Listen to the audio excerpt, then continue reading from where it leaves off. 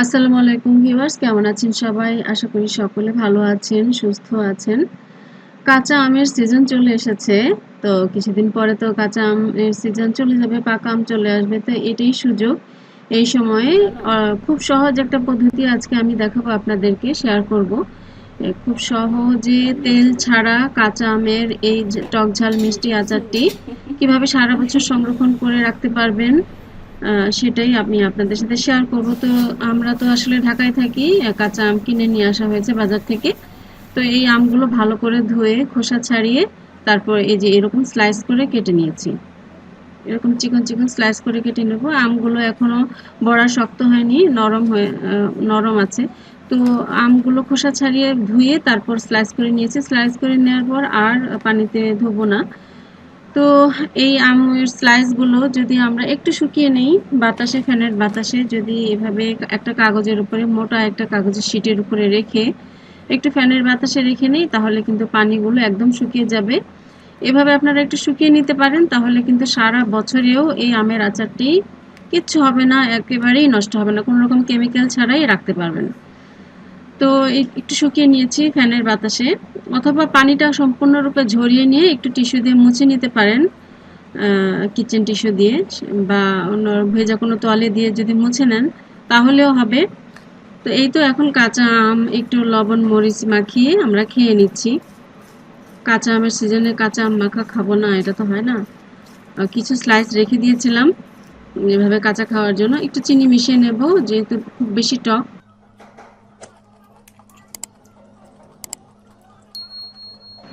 আর এই তো এখানে আমি যে কড়াইতে আমের আচারটা করব, সেখানে আমের আচারটি রেখে একটি শুকনো মরিচ এরকম কুচি করে দিয়েছি।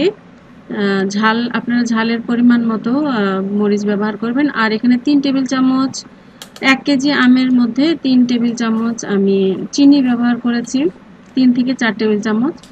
আর শুকনো মরিচ দিয়েছি, আর ২ টেবিল চামচ ভিনেগার দিয়েছি। ভিনেগার আর চিনিটা মেশা পর্যন্ত ভালো করে মিশিয়ে নেব চিনির সাথে। এটা একদম চিনিটা গলে যাওয়া পর্যন্ত অপেক্ষা করব।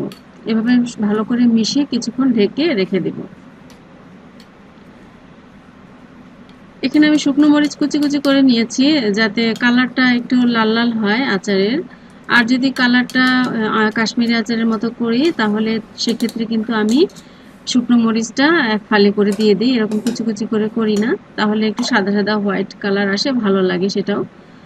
আর এখানে ১ চা চামচ পরিমাণ ভাজা পাঁচফোড়ন দিয়ে দিয়েছি আস্ত। এটা পাঁচফোড়নের গুঁড়ো ব্যবহার করব না এই আচারটাতে।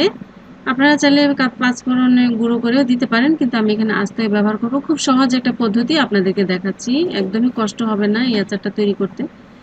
তো এরপর পানিটা যদি গলে যায়, চিনিটা গলে যাওয়ার পর চুলায় বসিয়ে দিয়েছি একদম মিডিয়াম টু লো আছে, তা না হলে পুড়ে যাবে। আর বেশি নাড়াচাড়া করা যাবে না, যেহেতু একদম কচি আচারগুলো, বেশি একটা মানে হয়নি, বড়াগুলো শক্ত হয়নি, একদমই সফট। তাই বেশি নাড়াচাড়া করব না, একদমই নাড়াচাড়া করব না।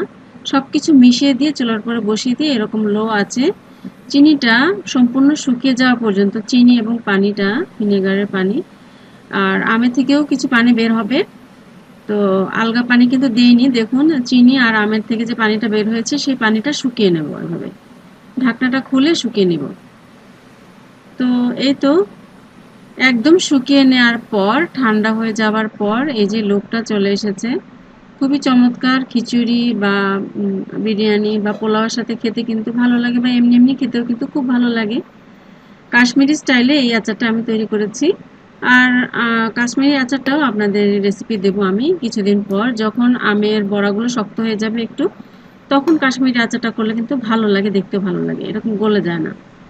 তো একটা বয়ামে আমি, বয়ামটা কিন্তু একদমই পানি শুকিয়ে নিয়েছি, বয়ামটা গরম পানি দিয়ে ধুয়ে পানি শুকিয়ে নিয়ে তারপরে এই শুকনো বয়ামটাতে, অবশ্যই কাচের বয়াম হতে হবে যেহেতু সারা বছরের জন্য সংরক্ষণ করব, এই কাচের বয়ামে ঠান্ডা এই আচারটাকে আমি রেখে দিচ্ছি। সারা বছরেও কিচ্ছু হবে না, সারা বছর খেতে পারবেন, একদমই ফাঙ্গাস পড়বে না। জাস্ট আমি রোদে তো দেবো না, এই আচারটা রোদে দেওয়া লাগে না, যেহেতু তেল দেওয়া হয়নি, তেল ছাড়া সম্পূর্ণ ভিনেগার আর চিনি ব্যবহার করে মাত্র কয়েকটি ঘরে থাকা উপকরণ দিয়ে আচারটি তৈরি করে নিয়েছি। তো এটা এখন নর্মাল ফ্রিজে নর্মাল চেম্বারে রেখে দিব। সারা বছর আমরা খেতে পারবো। গত বছরের আচার এখনো কিন্তু আমার কাছে আছে। তো কেমন হলো আজকের রেসিপিটা অবশ্যই ছোট্ট একটা কমেন্ট করে আমাকে জানাবেন। আপনাদের ছোট, ছোট কমেন্ট পড়তে আমার ভীষণ ভালো লাগে। আপনাদের কমেন্ট শুনে উৎসাহ পাই কাজ করার। আর যারা আজকে আমার চ্যানেলে নতুন এসেছেন, ভালো লাগলে একটি লাইক দেবেন আর সাবস্ক্রাইব করে পাশে থাকা বেল আইকনটি প্রেস করে রাখতে পারেন। তাহলে এরকম মজার, মজার রেসিপি যখনই আমি আপলোড দেব আপনার কাছে নোটিফিকেশন চলে যাবে। তো ভালো থাকবেন সবাই, সুস্থ থাকবেন। বেঁচে থাকলে ইনশাআল্লাহ পরবর্তী কোনো রেসিপিতে আবারও দেখা হবে। আসসালামু আলাইকুম।